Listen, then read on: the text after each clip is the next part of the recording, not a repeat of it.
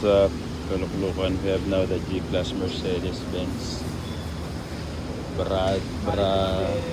Brabus. So kailangan natin i-upholster itong dashboard. Ayan. Ganun. Look at the seats. Ayan, Brabus siya. So yun yung kailangan natin i-upholstering ngayon. Yung door, papa-alcantara natin nila ito. Then I think itong steering wheel is okay pa naman. Ito lang. Ayan, dashboard niya. Then, let's go inside. Ayan, meron siyang ready-made na seat cover. Ayan, Brabus. Masyadong loose tong upuan na to.